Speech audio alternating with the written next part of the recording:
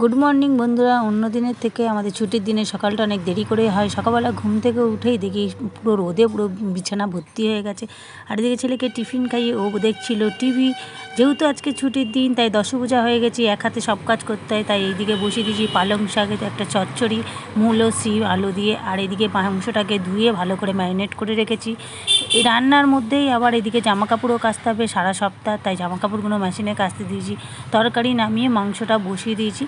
মাংস রান্না করতে করতেই দেখলাম কলিং বেলটা বেজে উঠলো। না, ওই গিজারটা ইনস্টল করার জন্য লোক এসেছে, তাই এদিকে গিজার ইনস্টল হচ্ছে। আর মা এসেছিলো, তাই মাকে বললাম, মা তুমি চান করে ঠাকুরটা পুজো দিয়ে দাও, নাহলে আমার একা হাতে অনেক দেরি হয়ে যাবে, কারণ বাথরুমেও ঢুকতে পারছি না।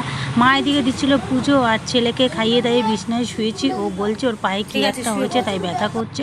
তাই ওকে ঘুমটুম পাড়িয়ে দিলাম। ঘুমটুম পাড়িয়ে স্নান করে আমরা খেতে বসবো। রান্না করেছিলাম ভাত, আর হচ্ছে পালং শাকের চচ্চড়ি, আর হচ্ছে মটন কষা, আর ছিল চাটনি। তাড়াহুড়োর মধ্যে আর কিছু করতে পারিনি।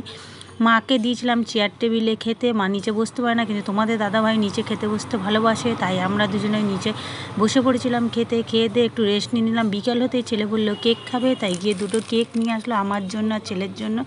আর এদিকে তোমাদের দাদাভাই চা বসিয়েছে, আদা খুঁজছে, আদা খুঁজে পাচ্ছে না।